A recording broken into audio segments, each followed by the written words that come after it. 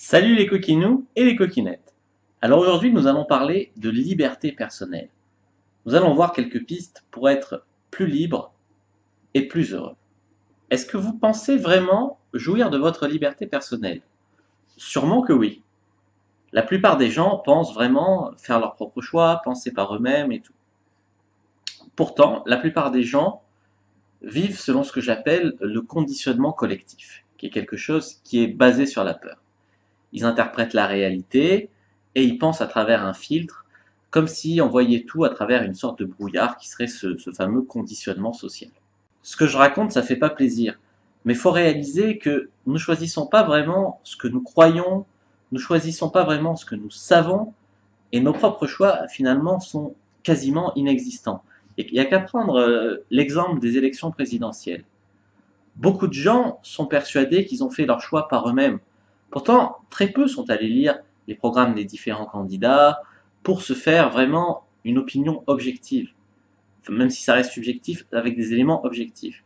Non, c'est beaucoup plus facile d'écouter ce que racontent les médias, d'écouter ce que raconte leur entourage, de voter comme sa famille ou quoi.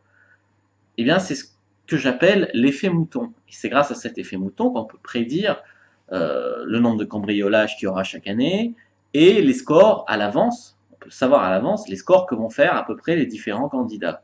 La façon dont nous voyons la vie, dont nous jugeons, elle est conditionnée par notre éducation, par la culture environnante, les règles, les habitudes, toutes nos références, même la langue que l'on parle a son importance, puisque c'est elle qui permet la transmission de ce conditionnement et son interprétation.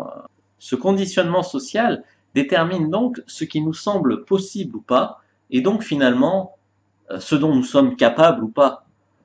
Parce que par exemple, si vous pensez qu'il n'est pas possible qu'une très belle fille vous trouve à son goût, elle aura beau vous envoyer des signaux, vous ne vous sentirez pas capable d'y aller, elle vous passera sous le nez. Donc en fait, il s'agit quelque part de croyances limitantes. Ces croyances limitantes nous privent de joie, et elles créent des souffrances, on va dire, inutiles. Comme par exemple, beaucoup de filles subissent une pression à être belles, par les magazines féminins par exemple, mais c'est la même chose avec les régimes miracles. On leur donne une norme qui les fait vachement souffrir, et le fait de les faire souffrir comme ça permet de vendre beaucoup plus de cosmétiques, beaucoup plus de magazines, enfin, de vendre énormément de choses. C'est basé sur la peur de ne pas être à la hauteur, la peur de ne pas être assez bien, la peur de souffrir. L'éducation que nous recevons quand nous sommes enfants fonctionne parce qu'elle est basée notamment sur des peurs, la peur de la punition, la peur de ne pas réussir sa vie, la peur de ne pas rendre ses parents fiers, la peur que les profs mettent une mauvaise appréciation sur le bulletin, toutes ces choses qui vont déterminer, selon nous, notre degré d'adaptation à la société. Et nous, on veut être à la hauteur, on a peur de ne pas être à la hauteur. Quand on est jeune, finalement, en se montrant tel que les profs et le système et nos parents qui reproduisent quelque souvent le système, attendent de nous plutôt que ce que nous sommes vraiment et ce que nous avons envie d'être, ça commence déjà ben, à briser nos rêves et on ne se montre plus vraiment tel que nous sommes vraiment. On n'est déjà plus qui nous sommes. À l'adolescence, le regard sur le monde, il change, mais il s'est déjà modelé en fonction de l'éducation reçue. Donc en général, on a encore des rêves, mais il y a des périodes de rébellion souvent parce que on sent bien qu'on va à l'encontre de nos rêves. Et quand on tente de faire fi de ces lois qui nous dirigent, ben, on subit directement le jugement de la société et, euh, et donc c'est ce qui rend si difficile une remise en question du système finalement, puisqu'il y a la pression sociale, le regard des autres et tout, qui nous fait rentrer dans le cadre. Alors une fois adulte, c'est là que ça devient traître, parce que le processus, le schéma se reproduit de lui-même, puisqu'on s'auto-juge. Il n'y a même plus besoin de profs, il n'y a même plus besoin de parents, il n'y a même plus besoin de rien. On a tellement intégré euh, des façons de fonctionner, des normes, des attentes, des trucs, que eh ben, on est bien domestiqué, quoi. On est bien dressé maintenant. Et on est apte maintenant à dresser nos enfants. Être soi-même sans nous soumettre aux désirs et au jugement de la société, ça nous tente au fond de nous, mais ça nous tétanise, ça nous fait très très peur. Même si on compte bien respecter la loi et ne faire de mal à personne, eh bien c'est quand même très très difficile parce qu'il y a toujours cette pression à la fois interne, puisqu'on s'auto-juge, et externe, le regard des autres, le jugement des autres. Et en essayant de répondre aux exigences de la société, puisqu'on en est réduit à ça finalement, on se fixe alors des objectifs toujours plus difficiles à réaliser. Je pense à ces histoires de régime draconien, par exemple, ou de compte en banque à 10 chiffres. Eh ben, on se juge alors jamais à la hauteur, et comme pourtant on a été bien domestiqué à faire ça, on va cacher qu'on n'est pas à la hauteur. C'est pour ça que tout le monde porte un masque social. Tout le monde veut donner l'image que, ça donne encore une pression, ça renforce les peurs des gens de ne pas être à la hauteur, et ça les fait obéir encore mieux. Et alors, on se rend nous-mêmes finalement malheureux, et on se laisse leurrer par l'image que la société nous donne des autres et de nous-mêmes. Il n'y a qu'à voir sur Facebook le nombre de gens qui paraissent avoir une vie de rêve, et pourtant quand on les connaît, on se dit mais non, enfin pourquoi cette image, enfin qu'est-ce qui se passe quoi, il y a un bug dans la matrice là. Et souvent on remarque aussi qu'on n'est pas bien parce que soit c'est par conformisme, soit c'est pour faire taire à un conflit interne, c'est-à-dire ce besoin euh, de ne pas avoir peur, de ne pas être à la hauteur, donc de faire de notre mieux dans le sens de la pression sociale, contre faire ce que nous avons envie de faire. Ça, c'est les filles, par exemple, elles peuvent ressentir ça au moment où j'ai très envie de faire un plan à trois avec un couple, contre, non, la société penserait que je suis une grosse salope, j'ai pas le droit de faire ça, c'est pas bien, voilà. Conflit interne. Bon, bref, pour faire taire ce genre de conflit interne, on se force parfois à adopter des comportements très très destructeurs, comme une sorte d'autopunition, à la fois l'autopunition d'avoir des envies qui n'appartiennent pas à ce qu'on attend de nous, et l'autopunition de ne pas faire ce qu'on a vraiment envie de faire parce que on est trop con pour remettre en question le conditionnement de la société. Et alors, ça donne des tonnes de gens qui se droguent ou qui se murgent toutes les semaines et qui deviennent leurs propres bourreaux. Et la société, c'est là que c'est fourbe, elle arrive, oui, à la cigarette aussi, à nous en rendre presque fiers. À une époque, oui, on voyait la cigarette dans beaucoup de films, comme c'était la classe de fumer et tout. Maintenant, les jeunes, on arrive à les rendre fiers de se murger, à leur dire que c'est bien, que c'est la classe et tout. Et nul doute que bientôt ça sera la drogue, puisqu'on parle déjà de légaliser le cannabis. Donc, vous voyez bien que ça marche dans ce sens-là. Ce fonctionnement conduit la plupart des gens à passer toute leur vie dans le brouillard du conditionnement social, hein, dans un brouillard complet. Ils comprennent rien hormis leurs œillères, quoi. Ce sont vraiment des bons petits soldats. Pourtant, rien ne nous force de l'extérieur à rester prisonniers du conditionnement et donc à être un peu malheureux. Mais à l'intérieur de nous-mêmes, nous nous trouvons souvent beaucoup d'excuses pour éviter de mener un travail de développement personnel, déjà parce que ça serait un gros effort. Mais ça serait libérateur. C'est comme sortir de notre zone de confort quand on se rend compte qu'on vit dans une prison de verre et qu'on peut faire énormément plus de choses que ce dont on se sentait capable, qu'énormément plus de choses est possible, existent même. Ça remet trop de choses en cause. Ça fait un bug là encore et c'est pas possible. Non, non, non, blablabla. Crise d'angoisse, tu vois. Cependant, la liberté finalement, elle tient qu'à nous. Faut être un peu courageux pour entrevoir la lumière, finalement, pour mériter d'entrevoir la lumière. C'est pour ça que des fois, on peut se dire que le game, ça peut être une forme de sélection naturelle. Si tu galères avec les filles, mais que t'as pas l'intelligence de t'adapter au game, finalement, c'est cruel, mais la sélection naturelle va vouloir que tu t'élimines, quoi. Enfin, c'est méchant, mais il faut un peu de courage, quoi, pour entrevoir la lumière et pour se lancer là-dedans. La liberté consiste à sourire à la vie, à explorer, à essayer des choses, à trouver son identité à travers ça et non pas à travers les drogues. Par exemple, les skins parties. Bon, eh ben, ça a été la mode, à un moment, c'était la norme et tout. Par contre, si on parle de faire des orgies, alors là, c'est moche, c'est des trucs de pervers, c'est dégueulasse. Il y a quand même des trucs bizarres, hein. Il faut s'exprimer, il faudrait arriver à dire si on a vraiment envie au fond, sans ressentir cette culpabilité à la fois qu'on s'inflige, qu'on s'inflige à nous-mêmes, hein, s'inflige d'aimer ce genre de choses, d'être attiré par ce genre de choses, et vivre un peu plus peut-être le moment présent sans tout baser sur le passé, c'est-à-dire l'éducation qu'on a reçue, tout ça, notre formatage, et le futur. Que va-t-on penser de nous? Qu'est-ce que je ferai après? Est-ce que j'aurai moins de valeur quand j'aurai été dans une orgie, enfin, par exemple? Et il faudrait vivre un peu plus naturellement et apprendre finalement à s'en battre un peu plus les couilles. Le sexe est un très bon exemple de conditionnement négatif. Il tient en France un petit peu la place de la sorcellerie en Afrique. Il est omniprésent et dissimulé. Il est banalisé et dramatisé.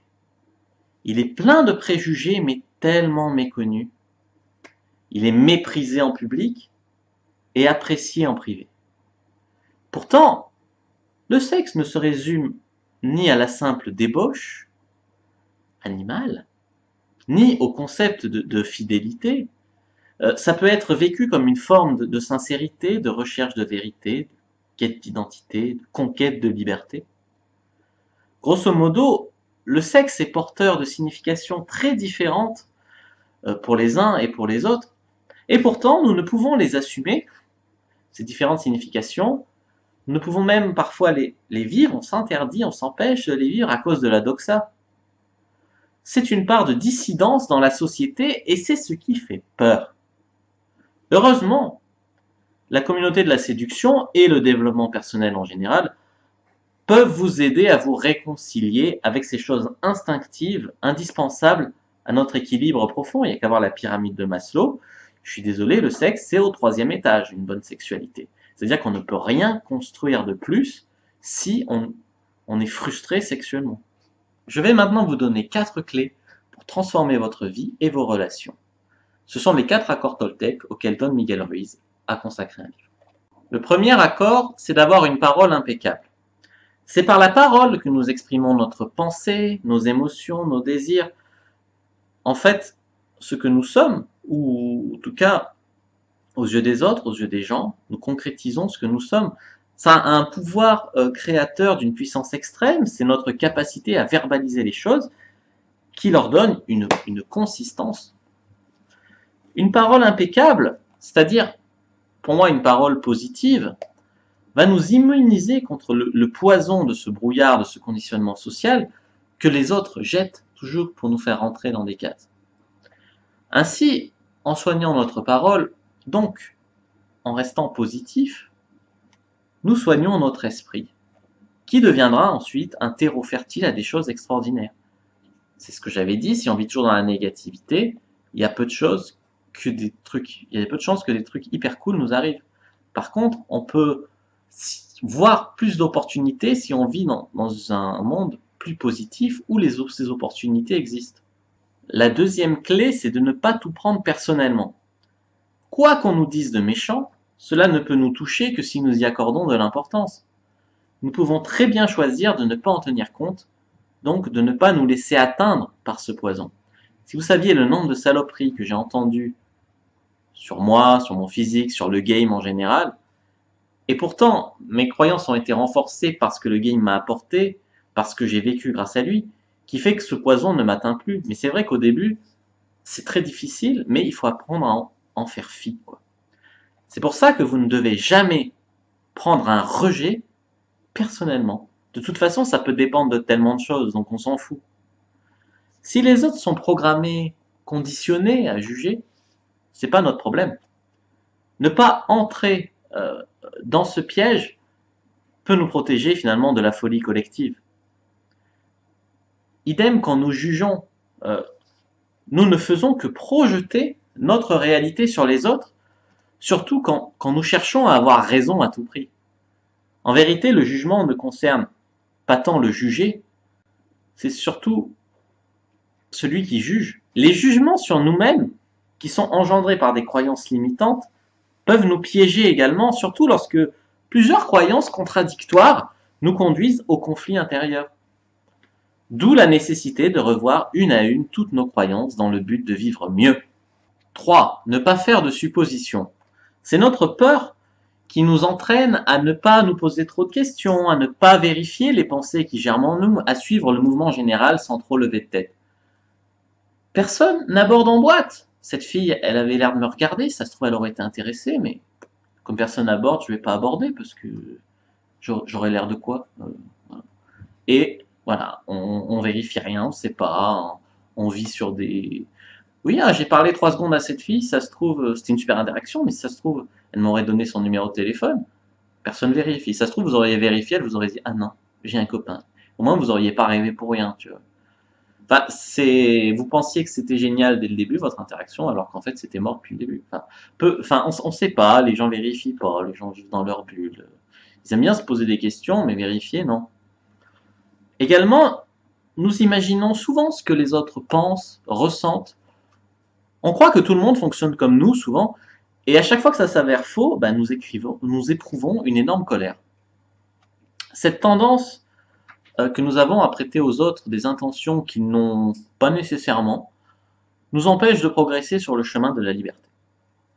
Ainsi, arrêter de faire des suppositions, ça rend possible des relations et une communication beaucoup plus saine, beaucoup plus libre, sans tous ces conflits inutiles sur les intentions prêtées aux autres, sur les interprétations qu'on se fait souvent négatives. T'es jolie aujourd'hui.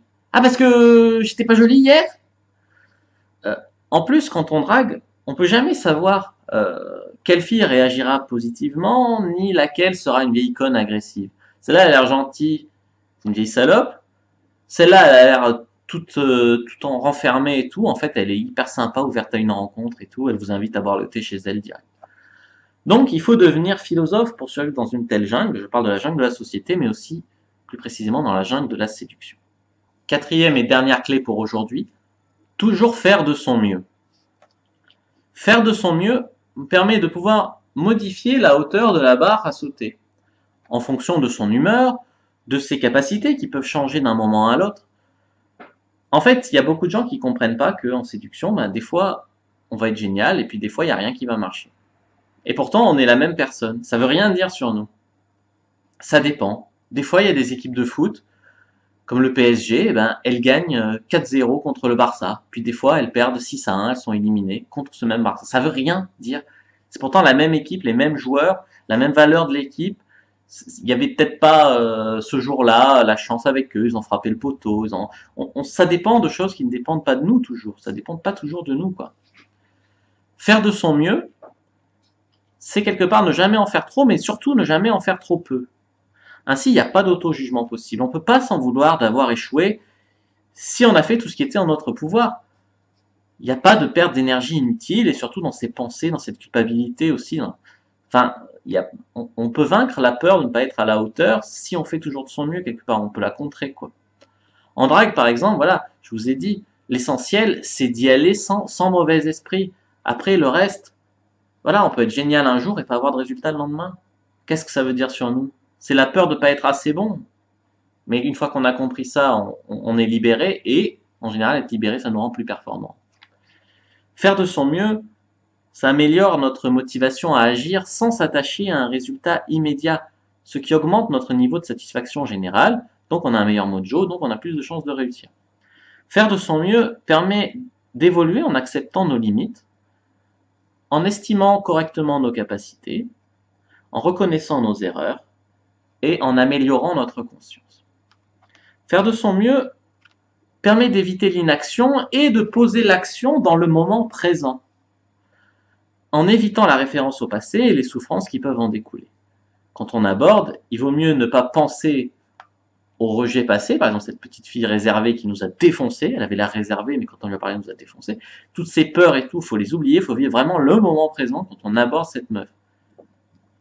Et faire de son mieux, c'est pouvoir être soi-même sans exigence particulière, sans devoir se conformer. Voilà.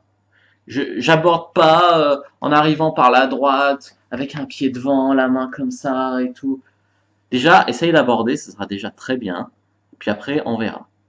Et puis surtout, sois pas toujours dans le futur, genre elle me donne mon numéro, ah oui super, elle va peut-être me rappeler et tout. Essaye de vivre l'interaction à fond, quoi, déjà.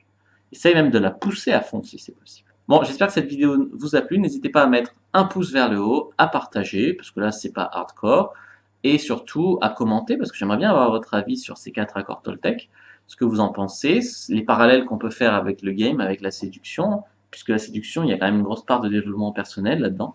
Et ben ouais, hein, les mecs de la communauté de la séduction, c'est pas forcément une bande de dalleux qui veulent juste niquer le maximum de gonzesses, hein. Certains sûrement, mais bon, pas ici en tout cas. On réfléchit surtout sur la vie, sur ce qui peut l'améliorer. C'est sûrement pour ça que la société en général ne nous aime pas trop, hein. On fait chier, on remet trop de choses en cause, on rend trop de choses possibles, on invite un peu les gens à sortir du moule, et ça, c'est un peu dur à encaisser des fois, et donc ça serait bien de nous faire taire. C'est surtout celui qui juge, ça en dit long sur celui qui juge. Juge tout court.